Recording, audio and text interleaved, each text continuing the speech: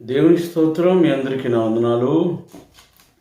క్రీస్తునందు ప్రియ సహోదరి సహోదరులారా, దేవుని మా కృపను బట్టి మరొకసారి మీ ముందుకు ఈ రీతిగా ఈ యోహాను సువార్త ధ్యానాల కొరకు రావటానికి దేవుడు చేసిన ఈ మహా భాగ్యానికై, ఆయన చేసిన ఈ సదుపాయానికై ఆయనకి కృతజ్ఞతాస్తుతులు చెల్లిస్తున్నాను. సోదరులారా, యోహాను సువార్త 11వ అధ్యాయం 39వ వచనాన్ని మనం ధ్యానం చేస్తున్నాం. ఇంతకుముందు అనేక విషయాలు మనం యోహాను సువార్త నుండి తెలుసుకోవడం జరిగింది. ఇంకా చాలా విషయాలు ఈ అధ్యాయంలో ఉన్నాయి కనుక మనం వీటిని ధ్యానం చేయటం ఎంతైనా అవసరం. దయచేసి జాగ్రత్తగా వినండి. మీ స్నేహితులతో సహోదరులతో ఈ వాక్య భాగాలను పంచుకోవాలని ప్రభు నామంలో వినయంగా మనం చేస్తున్నాను. సోదరులారా, 39వ వచనం మళ్ళీ ఒకసారి చదువుతాం. 11వ అధ్యాయం యోహాను సువార్త 39వ వచనం. యేసు రాయి తీసివేయుడని చెప్పగా చనిపోయిన వాని సహోదరి అయిన మార్త, ప్రభువా, అతడు చనిపోయి 4 దినములైంది గనుక ఇప్పటికీ వాసన కొట్టునని ఆయనతో చెప్పాను. సోదరులారా, ఈ ఒక్క మాట మనకి చారిత్రాత్మక ఆధారాలను ఎన్నిటినో మనకు అందిస్తుంది. మొదటిది, రాయి తీసేయమని యేసయ్య చెప్పారు. చనిపోయిన శవాన్ని బ్రతికించడానికి సిద్ధపడిన యేసయ్య తన కంటి చూపుతో రాయిని తొలగించడం ఆయన కష్టమేం కాదు. తన ముఖ శ్వాస చేత రాయిని ప్రక్కకు నెట్టడం పెద్ద విషయం కాదు. పంచభూతాల సృష్టికర్త, సమస్త సృష్టి నిర్వాహకుడు, సృష్టి స్థితి లయకారకుడైన ప్రభు అయిన యేసయ్య రాయిని ప్రక్కకు నెట్టడం పెద్ద విషయం కాదు. కానీ లాజరు స్వస్థత విషయంలో, అద్భుతం విషయంలో, బ్రతికించే విషయంలో మనుష్యుల యొక్క స్వామ్యాన్ని కూడా కలిగి ఉండేటట్లుగా ప్రభు అయిన యేసయ్య వారికి అవకాశాన్ని కల్పించాడు. రెండవ విషయం ఏమిటంటే, సోదరులారా, వారి విశ్వాసం ఎంత ఉంది? ఎందుకంటే ఇక్కడ మానసికమైన 2-3 విషయాలు ఉన్నాయి. ఒకటి, ప్రభు అయిన యేసయ్య చనిపోయిన వానిని లేపుతాడు అనే నమ్మకం మొట్టమొదటిగా మార్తకే లేదు. మరి ఆయనని వెంబడించే వారికి లేనప్పుడు ఆయనకి మిగతా వాళ్ళకు ఉండాలి అనేది మనం కానీ వారు కానీ ఆలోచించడం చాలా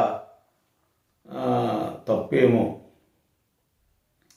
సోదరులరా, కనుక ఒకటి అటైనా ఇటైనా రాయి పొర్లించిన వారు కూడా నింద ఎదుర్కొనవలసి ఉంటుంది, విమర్శల పాలవలసి ఉంటుంది. బహుశా సమాధుల రాళ్ళు తీయటం అంటే ఆ రోమా ప్రభుత్వం యొక్క సిద్ధాంతం ఎలా ఉందో దానికి సంబంధించింది కూడా ఏమైనా సమస్య ఉంటుందేమో. తర్వాత దుర్వాసన. 4 దినాలు అయిపోయింది, ఆయన్ని బయటికి తీస్తే దుర్వాసన కొడుతుంది అనేది. సోదరులారా, ఇక్కడ దుర్వాసన కొట్టడానికి అవకాశాలు చాలా తక్కువ. చరిత్రకారులు, పండితులు ఏమి అభిప్రాయపడ్డారంటే అప్పటికి 4 రోజులు అయిపోయింది. ఆ సమయం ఎండవేళ, ఆ వేడికి కొంతైనా దుర్వాసన బయటకు వస్తుంది అనే అభిప్రాయం అక్కడ ఉంది సోదరులారా. కనుక ఆ దుర్వాసన మళ్ళీ మనుషులు నిలబడలేరనే ఉద్దేశం మారుతుంది. అయితే దుర్వాసన కొట్టే అవకాశం చాలా తక్కువ. ఎందుకంటే ఇశ్రాయేలు కూడా ఐగుప్తీయుల పద్ధతులు పాటిస్తారు. వారి శరీరాలను, పార్థివ దేహాలను సమాధిలో భద్రపరిచేటప్పుడు they followed some systems of Egypt or some principles of Egypt. ఐగుప్తు యొక్క పద్ధతులు పాటిస్తారు. ఏమిటంటే వారి శవాలను భద్రపరిచేటప్పుడు సుగంధ ద్రవ్యాలను వారి శరీరాలకు అప్లై చేస్తారు. ఆ పద్ధతి ఎలా ఉంటుందంటే, ప్రేత వస్త్రాలు అంటారు కదా, వస్త్రం చుట్టేటప్పుడు శరీరము దగ్గర నుండి మొదలుపెట్టి ప్రతి వస్త్రపు పొరలో ఆ ఖరీదైన సువాసన కొట్టే లేక శరీరాన్ని త్వరగా పాడు కాకుండా ఉండే సుగంధ ద్రవ్యాలు వాడతారు సోదరులారా. కనుక ఆ సుగంధ ద్రవ్యాలు సోదరులారా ఆ వాసనను అదింపెడతాయి. సుగంధ ద్రవ్యాల సువాసన వెదజల్లేటప్పుడు దుర్వాసన కొంత అవుట్ ఫోకస్లోకి వెళ్ళిపోద్ది, అంటే బయటకు వచ్చే అవకాశం చాలా తక్కువ. మరి ఎందుకని మార్త ఆ మాట అంటుంది అంటే, ఐగుప్తీయులు శరీరాలను భద్రపరిచే పద్ధతికి, ఇశ్రాయేలు శరీరాలను భద్రపరిచే పద్ధతికి ఒక చిన్న వ్యత్యాసం ఉంది. అదేమిటంటే, ఐగుప్తీయులు అరికాలు మొదలుకొని నడినెత్తి వరకు వారు చుట్టే వస్త్రం కావచ్చు, మరొకటి కావచ్చు, చాలా గట్టిగా చుడతారు. కానీ ఇశ్రాయేల్ అలా కాదు.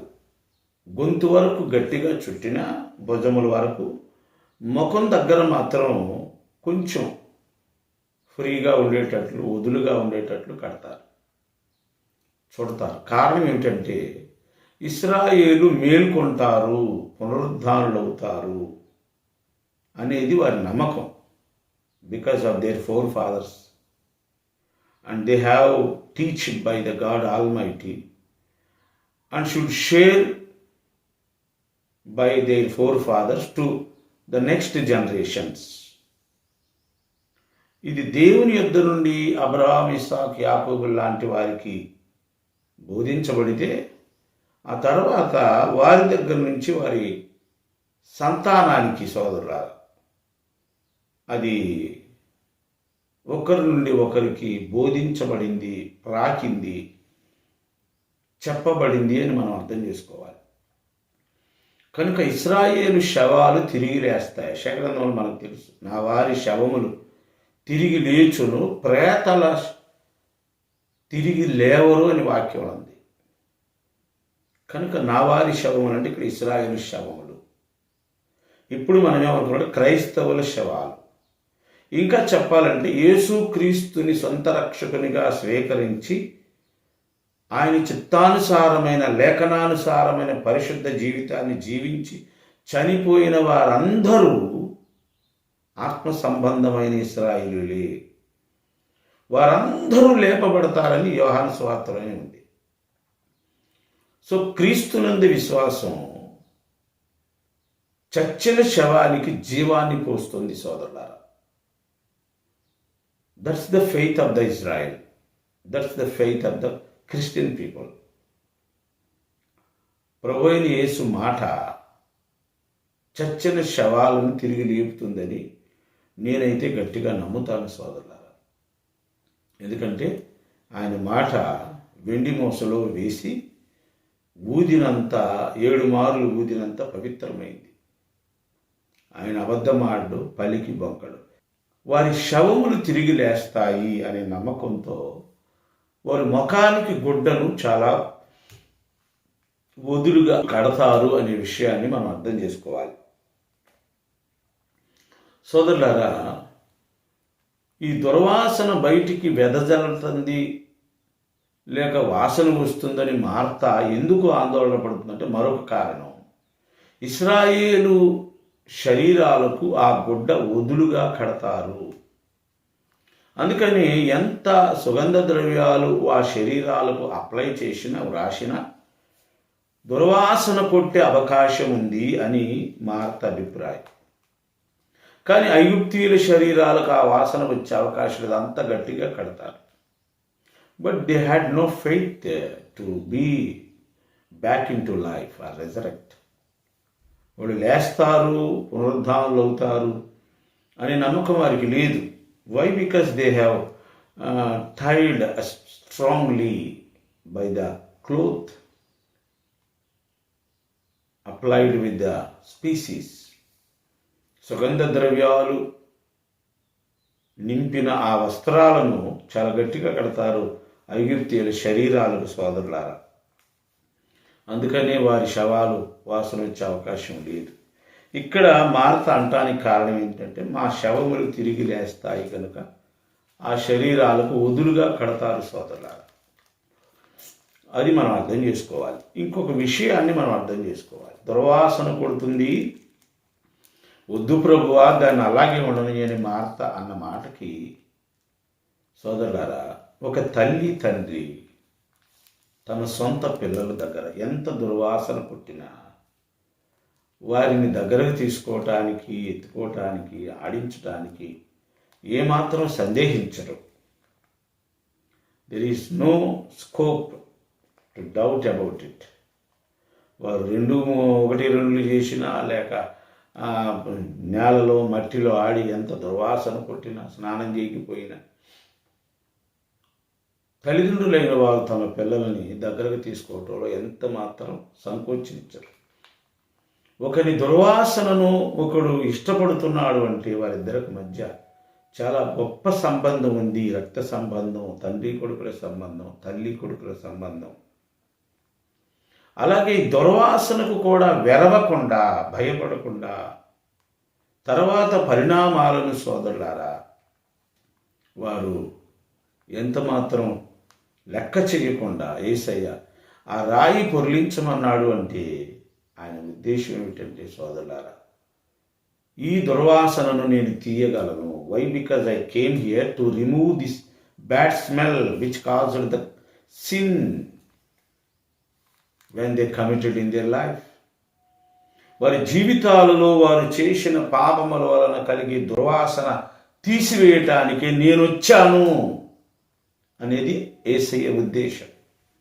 అవును సోదరులారా, నీ జీవితములో ఆ దుర్వాసన కనుక యేసయ్య తీసివేయలేకపోతే, నీ దుర్వాసన తీసివేయగలిగిన వాడు ఎవ్వడు లేడు. No more God, no more worthy to remove the bad smell which caused the sins what you have committed. నీ జీవితంలో నువ్వు చేసిన పాపాలు వలన కలిగి ఆ దుర్వాసన తీసివేయటం ఎవడి వల్ల కాదు, ఒక్క యేసయ్య ద్వారా తప్ప. Only the Lord Jesus Christ only could remove your sins or spots or smell of the sin. పాపపు దుర్వాసన తీసివేయటానికి యేసయ్య ఒక్కడే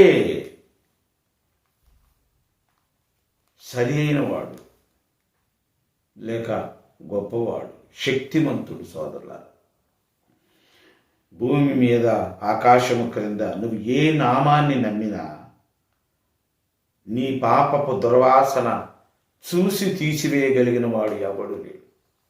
అది యేసయ్యే.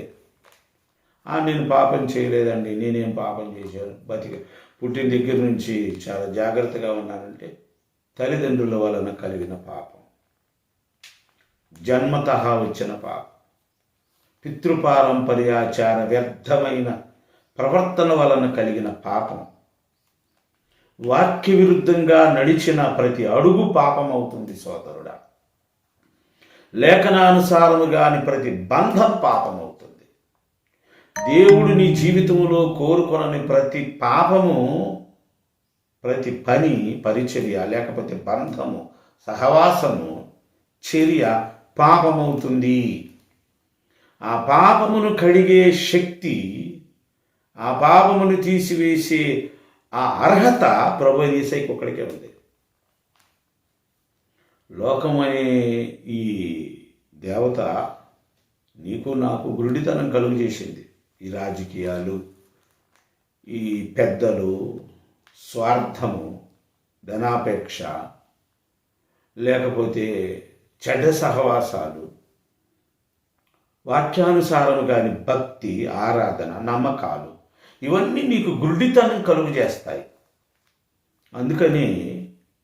నీవు యేసు ప్రభు ఎవరో గమనించలేవు. లోకం అనే పొర నీ ఆత్మీయ దృష్టికి అడ్డుపడింది సోదరులారా.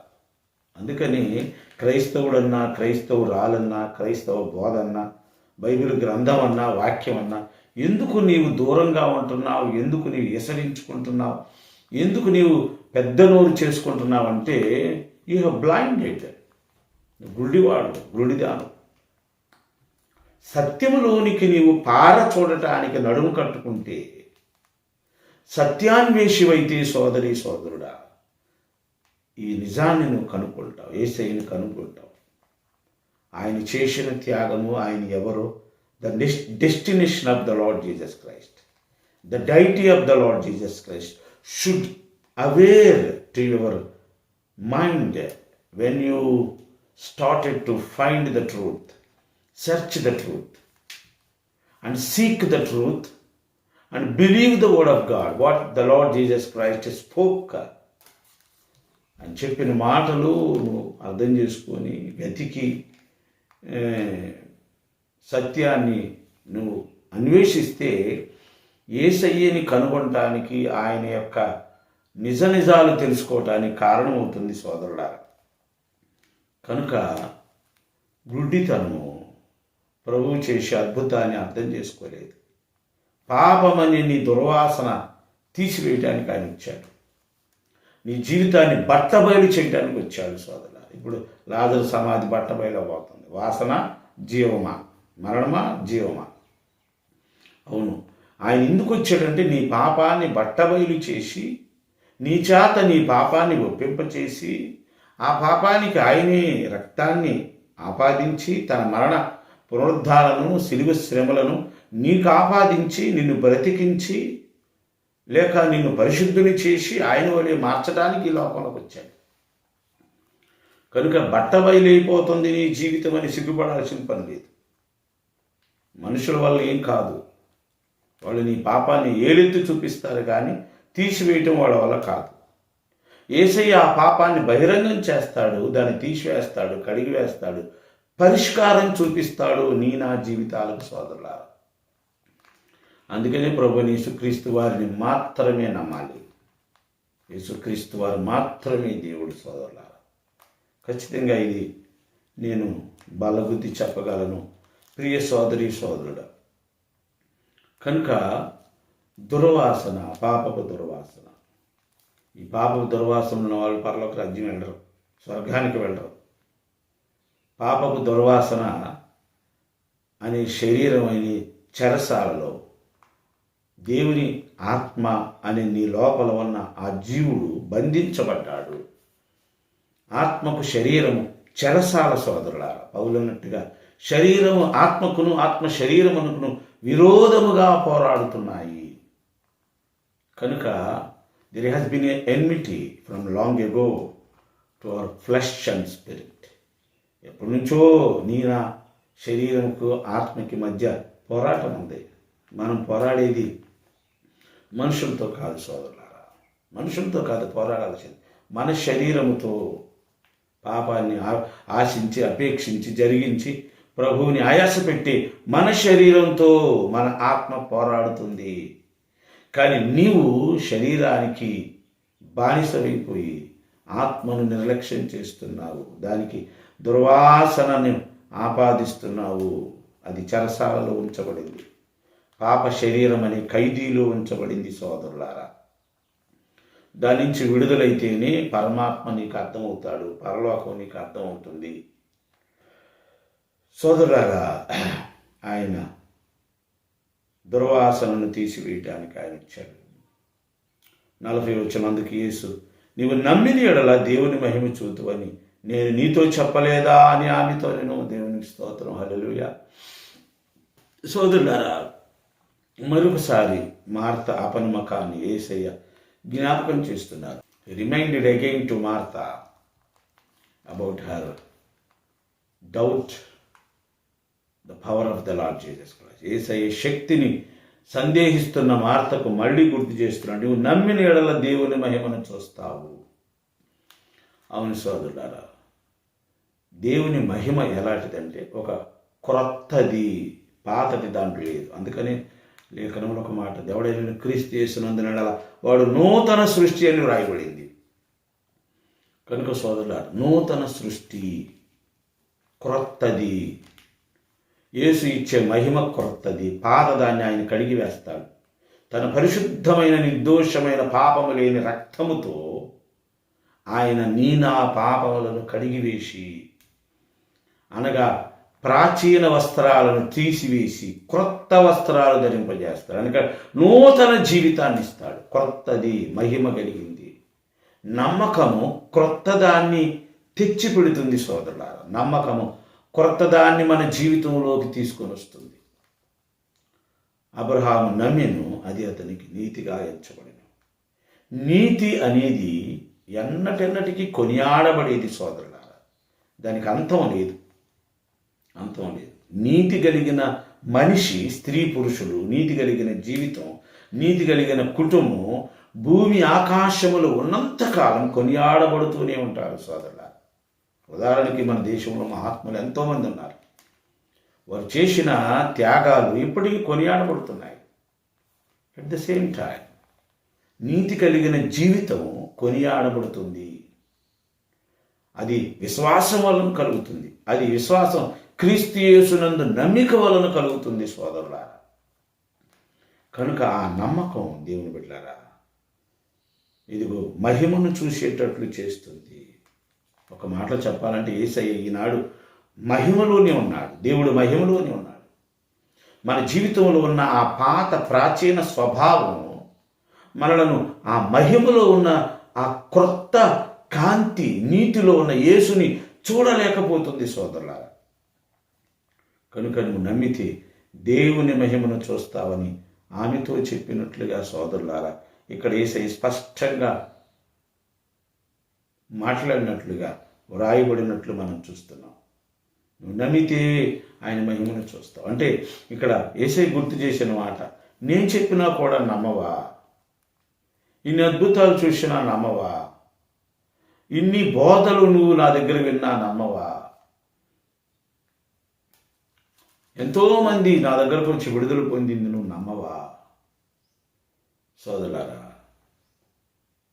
తన యొక్క ఆ వ్యక్తిత్వపు గొప్పతనం కూడా ఆయన మాటలలో ధ్వనిస్తుంది అని నేను అనగలను సోదరులారా.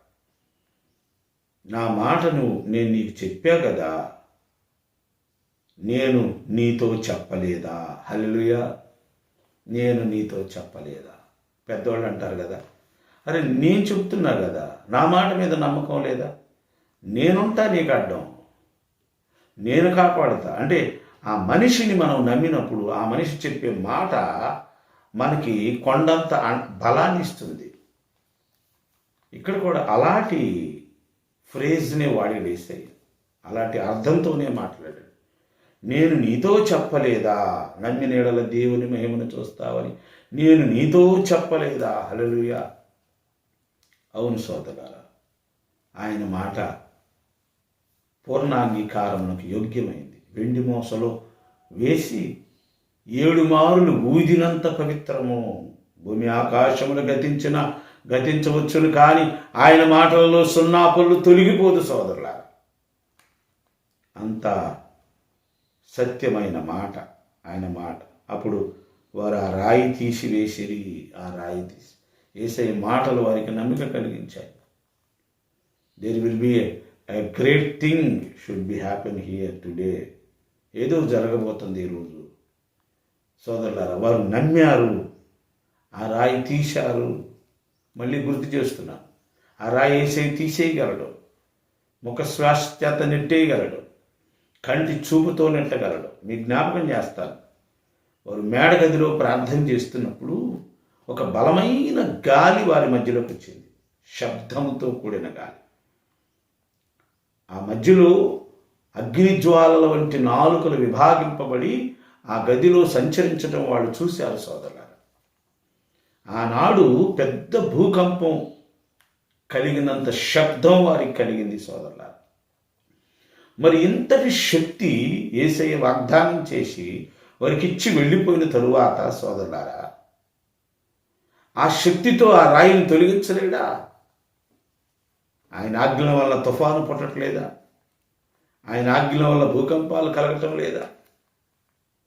What it is not impossible to the Lord Jesus Christ. దేవునికి అసాధ్యమైంది ఏముంది? What it is impossible our Lord Jesus Christ. అసాధ్యమైంది ఏముంది? అబ్రహాము యెహోవాకు అసాధ్యమైంది. No more thing is impossible to the Lord Jesus Christ. But he involved the public in that mission or the miracle to get him, Lazarus, back into life. లాజర్ని జీవంలోకి తేటానికి అక్కడున్న వారిని కూడా ఆయన పరిచర్యలో అనుమతించాడు, భాగస్వామ్యం. He made them partners in the mission of the Most High God, or in the salvation of the human beings, or in the miracle of the life of Lazarus. మీరు సర్వలోకం వెళ్ళి సర్వసృష్టికి సువార్త ప్రకటించండి అన్నాడు. మనుషులను రక్షించడం వేసే పెద్ద కష్టం కదా. ఆకాశంలో ఒక మాట అంటే అందరూ మారిపోతారు. Maybe he can bind the mind of people from the heaven in a moment. అందరి మనసులను ఆకాశంలో ఒక క్షణంలోనే బంధించి మార్చగలడు. But he deserve not to do like that. అలా చేయడం ఆయనకి ఇష్టం కాదు. ఆయన ఉద్దేశం ఏంటంటే he made his disciples as his partners in the program of salvation. రక్షణ కార్యంలో మనుషులను ఆయన పాత్రదారులుగా చేయాలనుకున్నాడు. దేవదూతలకు లేని గొప్ప అవకాశాన్ని సోదరులారా మనుషులకు ఇచ్చాడు. అది అక్కడ జరిగింది. రాయి తొలగించండి. ఈ రోజున మనుషుల హృదయాల్లో ఉన్న ఆ బండ వంటి హృదయాన్ని మార్చండి. అడ్డం పడ్డ ఆ లోకాచారాలనే రాళ్ళు, ఆచార వ్యవహారాలనే రాళ్ళు, విగ్రహాలు అనే రాళ్ళు, లేక స్వనీతి సొబుద్ధి అనే రాళ్ళు తొలగించుకోవలసిన అవసరం నీకు నాకెంత ఉంది. అన్యజనాంగంలో ఉన్న హృదయాలలో ఉన్న రాళ్ళు తొలగించవలసిన అవసరం ఈనాటి సేవకులకు, పరిణితి చెందిన విశ్వాసులకు ఎంతో ఉంది సోదరులారా. సో శ్రమ పడదాం, సువార్త పని చేద్దాం, ప్రభు కొరకు ఆత్మలను సిద్ధపరుద్దాం. దేవుడి మాటలు దీవించి ఆశీర్వదించునుగాక. మరొకసారి మరొక భాగంలో ఇలా కలుసుకోవడానికి ప్రయత్నం చేద్దాం. దేవుని చిత్తమైతే అందాక సెలవు. దేవుడి మాటలు దీవించునుగాక. ఆమె చిన్న ప్రార్థన చేస్తాను. పరిశుద్ధుడా, జీవాధిపతి, నీ పాదాల పొందనాలు, స్తోత్రాలు. ఈ నీ మాటలని మీరు దీవించి ఆశీర్వదించి బలపరిచి నాయన వ్యర్థంగా పోకుండా మనుషులు ఆలకించి అర్థం చేసుకొని మారుమనసు పొంది రక్షణ పొంది నిత్య జీవానికి వారసులయ్యే భాగ్యం దయచేయమని యేసు నామమున అడుగుతున్నాను తండ్రి. ఆమేన్. అందరికీ వందనాలు.